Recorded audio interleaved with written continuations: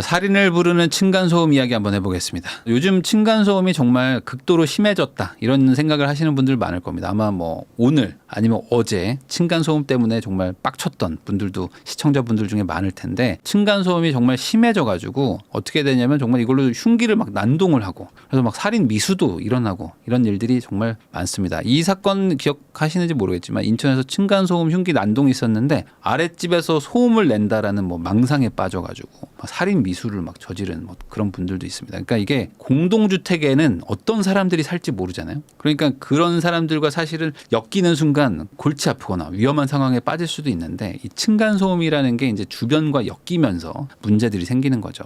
지난 10년간 층간소음 관련해 가지고 갈등이 일어나서 살인 사건까지 간 게 69건이라고 합니다. 그러니까 지금 뭐 1년에 한 7명이네? 얼마 안 되네요라고 생각하실 수도 있겠지만, 우리나라가 살인 사건이 대단히 낮은, 치안이 좀 그래도 좋은 나라 아니겠습니까? 그러니까 나름 국민들이 좀 많이 참는 나라인데, 그럼에도 불구하고 이 층간소음이 뭐라고 도저히 못 참는 거지. 참다가 내가 차라리 쟤 죽인다 이러거나 아니면 이게 우발적 살인 이런 일들이 많이 일어나니까 69건의 안타까운 사건이 있었다고 합니다. 그런데 이게 점점 심해질 거예요. 왜 그러냐면 지금 아파트 거주 비율, 한국의 아파트 거주 비율이 지금 60%인데 이게 계속 올라가고 있습니다. 아파트는 계속 짓고 있고 빌라나 단독주택은 계속 부시고 있죠. 그러니까 지금 국민의 60%가 아파트에 사는데 아파트에선 층간소음이 생겨. 그러니까 이게 사실상 범국민적인 스트레스 중에 하나가 된 거죠.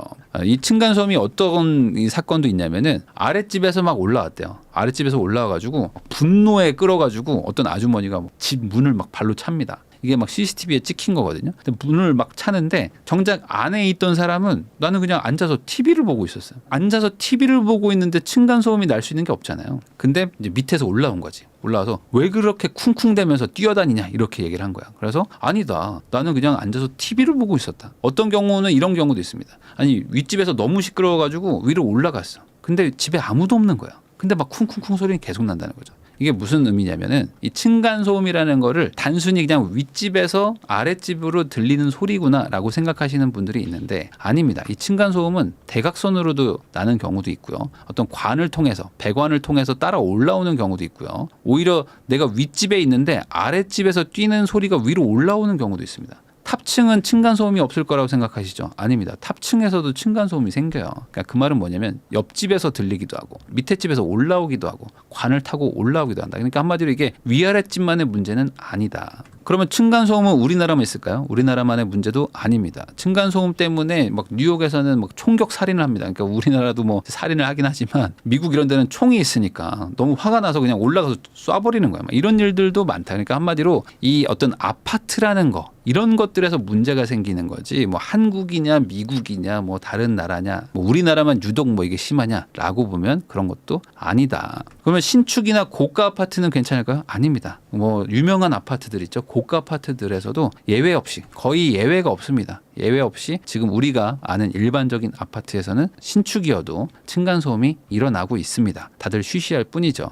결국에 이 공동주택, 이 아파트라는 이 구조적인 문제점 때문에 이 층간소음이 있는 건데, 사실 뭐 외국이나 옆 나라인 일본만 보더라도 단독주택에 많이 삽니다. 이 단독주택에 살면 사실 층간소음이라는 게 없는 거죠. 옆집 소음은 있겠지만 뭐 층 사이에서 오는 소음은 없습니다. 우리 가족이 내는 소리니까 뭐 짜증날 것도 없죠. 근데 이게 문제가 있죠. 우리나라엔 잘 안 맞습니다. 집을 늘어뜨려 가지고 지으면 어떻게 됩니까? 높이 안 지으면 인구가 밀집해서 살 수가 없죠. 우리나라는 그런 나라가 아닌데 그냥 땅이 너무 많이 필요하고 당연히 공사비도 많이 들어가겠죠. 땅값도 많이 필요하고 집값도 되게 비싸지고요. 거기다 이렇게 인프라가 계속 옆으로 확장되다 보면은 한계가 옵니다. 이 위로 쌓여 있으면 사실 여기 편의점이 하나만 있으면 되는데 옆으로 계속 늘어나면 어떻게 합니까? 편의점을 또 짓고 뭐 주유소도 또 짓고 뭐 도로도 더 늘려야 되고, 그래가지고 지금 미국에서 문제가 되고 있죠. 미국에서 단독주택들이 너무 많아지다 보니까 도시 인프라를 계속 확장을 해야 되는데 전선이나 상하수도나 도로나 이런 걸 계속 늘릴 수가 없으니까 사실상 방치하고 있다가 관리도 안 되고 싱크홀도 터지고 막 이런 데들이 점점 많아지고 있는 것도 사실입니다.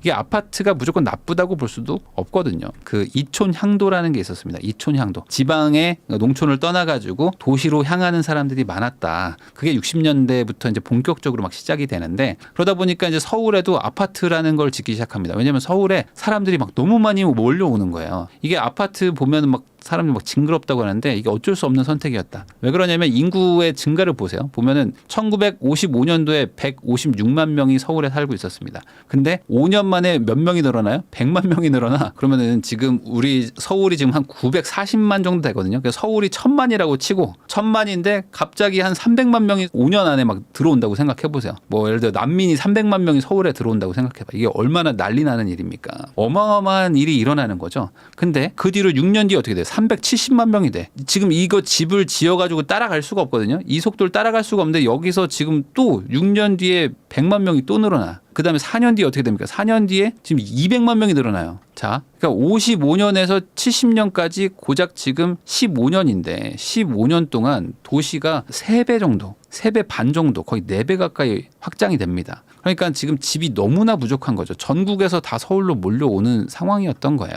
그러니까 뭐 빌라도 짓고 아파트도 짓고 막 다 짓는데 답이 없는 상황인 거죠. 그러니까 어떻게 합니까? 나라에서 무조건 빨리 지어라. 그리고 싸게 지어라. 그리고 많이 지어라. 이건 불가피한 선택이었다. 그래서 여러분들도 이제는 많이 아시겠지만 뭐 벽식 구조가 있고 기둥식 구조가 있고 뭐 무량판 구조가 있다고 하는데 우리나라는 이제 벽식 구조, 가장 뭐 저렴하면서 많이 지을 수 있는 벽식 구조를 아파트에 채택하면서 본격적으로 이제 집을 짓기 시작합니다. 이게 뭐 다양한 문제가 있죠. 요즘에 무량판은 그거죠. 철근이 없는, 철근을 빼먹은 뭐 순살 아파트, 무량판에서 많이 발생을 했던 거고, 기둥식 구조는 뭐 이제 뭐 층간 소음이나 이런 게 좀 강하긴 하지만 공사비도 많이 들고 그런 문제가 있습니다. 이게 그 청량리에 지은 그 65층짜리 주상복합 아파트인데 이게 지금 신축입니다. 이게 높이가 232m예요. 높이가 꽤 높단 말이죠. 근데 층수가 65층이다. 그러면 이걸 나눠보면은 한 3m 정도밖에 안 되거든요. 3m 조금 더 됩니다. 그러니까 이 층 간 높이가 3m 중반밖에 안 된다는 건 뭐예요? 바닥 두께도 있을 것이고 배관도 넣어야 되고 이런 것들 따져보면은 층고가 상당히 낮아지는 거죠. 단점이 이겁니다. 층고인데 집 내부 층고가 2m 30이에요.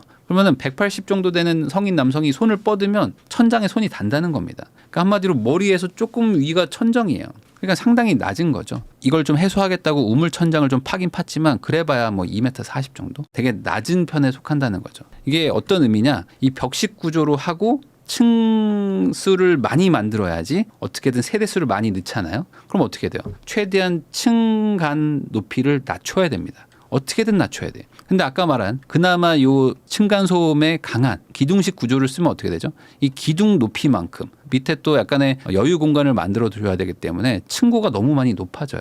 그래서 아까 이 집을 아마 기둥식으로 지었다면은 층수가 많이 빠질 겁니다. 아마 뭐 5개에서 10층 정도는 빠지지 않을까 싶어요. 아무리 못해도. 그러면은 분양 가격부터 다 문제가 되는 거죠. 그래서 기둥식으로 지으면 공사비도 증가하는데 세대수는 또 감소하고, 그러니까 이 기둥식이라는 걸 쓸 수가 없는 겁니다. 보통 상업 건물, 근린생활시설 이런 것들은 기둥식으로 많이 짓기 때문에 층간소음이 상대적으로 좀 나은데 일반 아파트들은 이걸로 짓기가 현실적으로 좀 어렵다. 그래서 많은 분들이 들어보셨을 겁니다. 이 주상복합에 살면 층간소음이 적다. 이런 얘기를 들어보셨을 텐데 제가 주상복합에 살게 된 이유도 사실 층간소음 때문입니다. 제가 층간소음이 되게 심한 아파트에 살다가 몇 달 안 살고 이사를 갔거든요. 여기로 이사를 갔는데 층간소음이 너무 심한 거예요. 샤워기를 거는 소리 때문에 밑에 집에서 인터폰이 옵니다. 이게 무슨 말이냐면은 밤에 제가 늦게 들어가서 그래도 샤워를 해야 될 거 아니에요. 샤워를 한 다음에 샤워기를 거기 거리에 걸어요. 그러면 퉁 소리가 날 거 아니에요. 그 소리가 배관을 타고 밑집으로 내려가는 거예요. 밑에 집은 자고 있는데 화장실에서 퉁퉁 소리가 나니까 시끄럽다. 라고 이제 인터폰이 오는 거고, 아침에 정말 농담이 아니라 밑에 집 윗집에서 알람이 울리는, 그 핸드폰 알람 울리는 소리가 막 들리고, 방에 있으면은 옆집에서 그 말하는 소리가 들리고, 약간 이런 층간소음이나 측간소음이 엄청 심한 그런 아파트에 살다가 안 되겠다.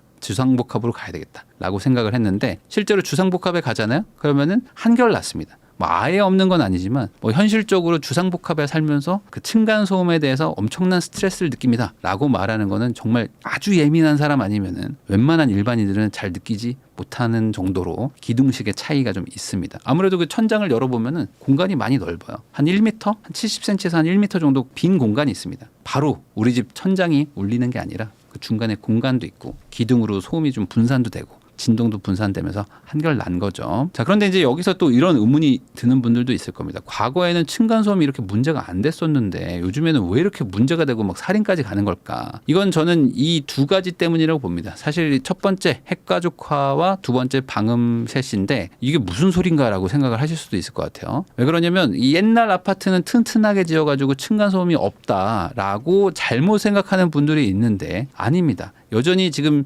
1970년대에 지은 아파트가 재건축 안 되고 여전히 지금 사람들이 살고 있는 데도 많거든요. 그러면 이런 아파트 가면 층간소음 없을까? 다 있어요. 이런 데 가도 층간소음이 있고 가면은 다들 위아랫집 조심해서 조용히 뭐 있어주세요라고 다 공지 다 붙어 있습니다. 그러니까 이거는 우리의 착각이다. 이 70년대부터 본격적으로 아파트 단지를 막 짓고 물론 아까 뭐 60년대도 막 짓고 하긴 했지만 본격적인 건 이제 70년대 지으면서 90년대 초에 분당 일산 1기 신도시가 준공되면서 대다수가 이제 아파트에 살기 시작하는 본격적인 아파트 시대가 지금 열립니다. 그러니까 한 20년, 30년 전에 본격적으로 이제 시작이 되는데 그러다 보니까 지금 40대 이상이신 분들 이런 분들은 아마 아예 태어날 때부터 아파트에 산 분들은 거의 없을 거예요. 빌라나 단독에서 살다가 어느 정도 뭐 청소년기에 아파트로 가든지 뭐 이런 식으로 아파트로 이제 이사를 갔던 세대인데 이때가 우리 세대잖아요. 우리 세대면 어땠습니까? 이때는 아이들이 많았어요. 기본적으로 집에 둘은 다 있었고 뭐 셋이 있는 집도 있었고 조금만 더 가면 4명 있던 집도 있었죠. 그리고 다들 시끄럽게 놀았습니다. 집안에서도 뛰어놀고 막 했었어요. 그러니까 우리 집에서도 우당탕탕하지만 밑에 집 위에 집 다 우당탕탕했다고. 그러니까 다들 시끄러운 집안인 거야. 거기다가 이제 기억나실지 모르겠지만 90년대만 해도 에어컨이 별로 없었습니다. 90년대에는 덥다고 그냥 아파트 문도 막 열어놔요.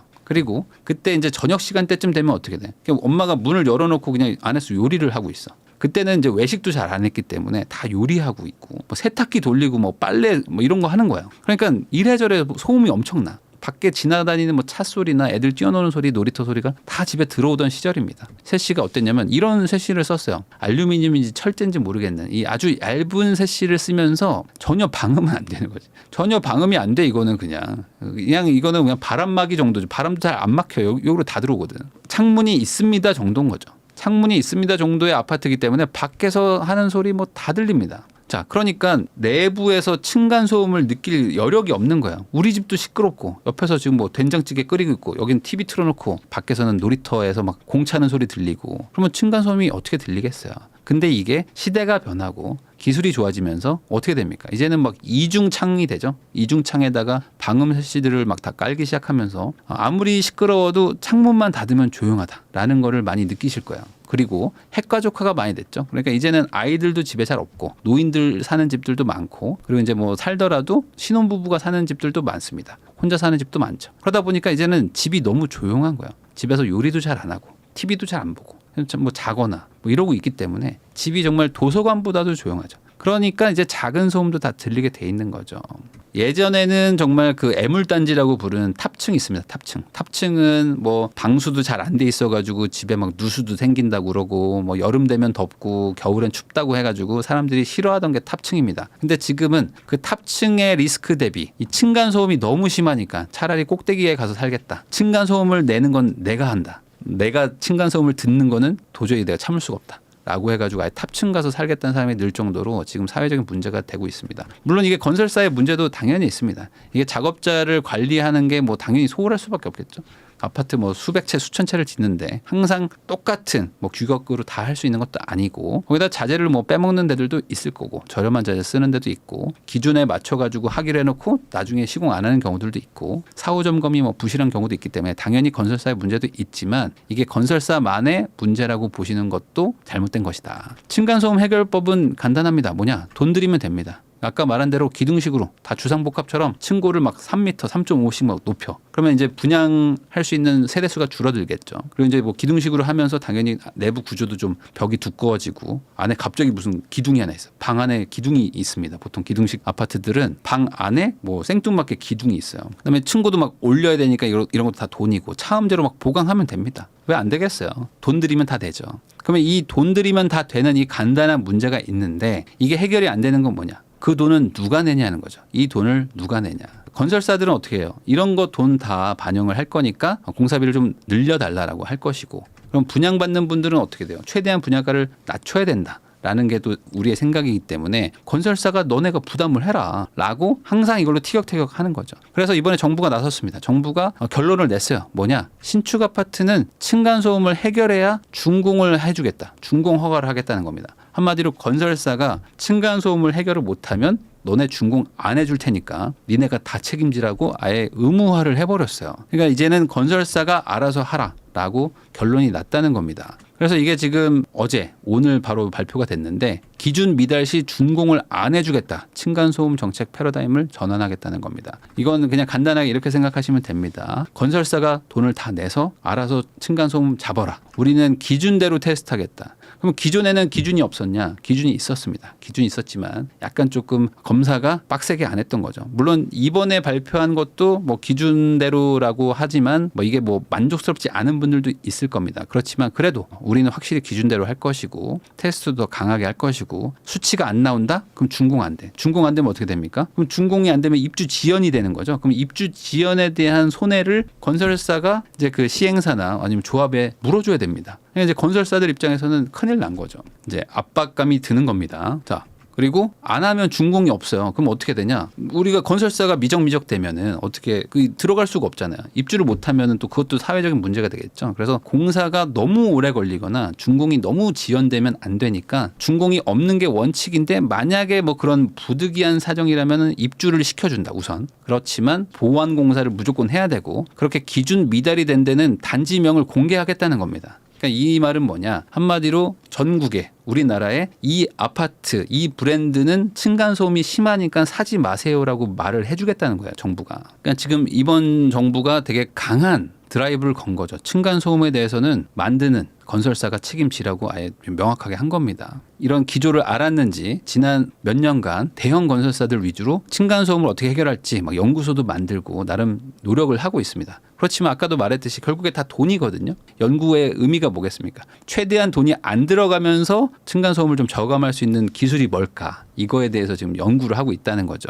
만든 지 뭐 한 1, 2년 정도 다 됐는데 뭐 나름 어떤 성과가 나오고 있지만 이걸 어떻게 분양가에서 이 금액을 어떻게 부담하지? 이거에 대한 고민은 아직 남아있겠죠. 뭐 삼성물산만 그런 건 아닙니다. 다른 회사들도 지금 다 빅5라고 불리는 뭐 대형 건설사들은 뭐 협업도 해가면서 친환경 건축 연구팀 같은 걸 만들어가지고 층간소음을 어떻게든 잡으려고 한마디로 돈을 안 들이고 어떻게 소음을 잡지? 라는 되게 어려운 과제를 지금 수행하려고 하고 있습니다. 자, 그래서 이게 지금 큰 패러다임의 변화는 맞고요. 그 보도자료에서도 나왔지만 내년 24년에는 예산을 반영할 수가 없다. 당장 뭐 예산안이 끝났기 때문에 그러면 뭐 빨라야 25년 정도입니다. 그럼 25년부터 시행을 한다 그러면은 뭐 이때 이후로 짓는 것들을 생각하면 한 28년에나 입주되는 거, 뭐 27년, 28년 입주분부터는 아마 좀 따지려고 하지 않을까. 그러면은 28년 이후에 입주하는 아파트, 신축 아파트는 좀 층간소음이 많이 좀 잡히지 않을까. 라고 생각을 좀 해보긴 하는데 이게 어떻게 될지는 사실 아직 먼 미래이기 때문에 앞으로 한 5년 뒤의 미래이기 때문에 아직은 모르는 거죠. 뭐 정부에서는 뭐 분양가가 뭐 늘어나거나 그러진 않을 것 같다. 원래 기준대로 지키라고 하는 건데 뭐가 문제냐라고 얘기를 하지만 사실 뭐 기존에 수주한 아파트가 아니라 신규 수주할 아파트들부터 문제가 될 거 아닙니까? 그러면은 당연히 건설사들 입장에서는 우리만 지키는 게 아니고 모든 아파트 건설사가 다 지켜야 되기 때문에 담합 아닌 담합을 하게 되겠죠. 그래서 입찰 시 공사비 증액은 뭐 불가피할 것 같습니다. 그럼에도 불구하고 저도 예전에 뭐 층간소음을 많이도 겪어보고 아마 이 영상 보시는 분들 대부분 한 절반 정도는 층간소음 때문에 스트레스를 받고 계실 텐데 그런 분들이 생각하는 거는 뭐 돈도 돈이지만 어쨌든 집인데 집에서 좀 편안하게 지내고 좀 조용히 좀 살았으면 좋겠다라는 마음은 다들 같으실 것 같습니다. 그래서 뭐 이게 잘 시행이 좀 돼가지고 어떻게든 물론 뭐 사회적인 부작용이 있을 수는 있겠지만 그건 또 다른 식으로 해결을 해가면서 이 아파트에서 층간소음을 가지고 막 싸우거나 살인까지 가는 이런 일들은 점점 좀 줄었으면 하는 마음입니다.